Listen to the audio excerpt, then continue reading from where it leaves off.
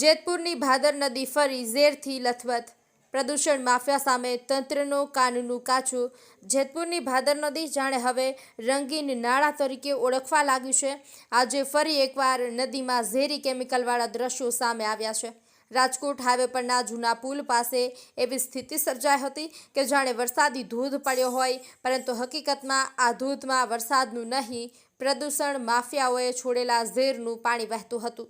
Navagadh railway સ્ટેશનથી લઈને ભાદર નદી સુધીના વિસ્તારમાં પાણીનો પ્રવાહ તીવ્ર જોવા મળ્યો, પણ પ્રદૂષણની ચિંતા વ્યાપી ગઈ છે. નદીનો રંગ બદલાઈ ગયો છે અને પાણીમાં રાસાયણિક દુર્ગંધ ફેલાય છે. આવી ઘટના અવારનવાર બનતી હોવા છતાં તંત્ર નિષ્ક્રિય રહ્યું છે. પ્રદૂષણ માફિયાઓ જાણે ખુલ્લી છૂટ લઈને ઉદ્યોગોના કચરાનો સીધા જ નદીમાં છોડે છે. આવી બેફામ હરકતો રોકવા માટે પ્રદૂષણ નિયંત્રણ બોર્ડ અને વહીવટી તંત્ર આખરે ક્યારે જાગશે? જેતપુર રાજકોટ હાઈવે પર આવતા જતા લોકો માટે આ દ્રશ્યો આંખ ઉઘાડનારા સાબિત થાય છે. નદીની હાલત જોઈને લોકોમાં તીવ્ર રોષ જોવા મળે છે. નદી જે જેતપુરની જીવન રેખા ગણાતી હતી, આજે માફિયાઓના કબજામાં જઈને મોતની નદી બની ગઈ હોય તેમ લાગી રહ્યું છે.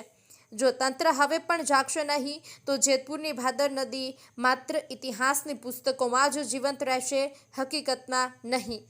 મુખ્ય પ્રશ્નો પણ એ ઊભા થઈ રહ્યા છે કે પ્રદૂષણ બોર્ડના અધિકારીઓ ક્યાં છે? કેમિકલ છોડનારા ઉદ્યોગો સામે પગલાં કેમ નહીં લેવાતા હોય? સ્થાનિક જનતાની તંદુરસ્તી સાથે કોણ રમી રહ્યું છે? હેમંત શેખવા, જેતપુર.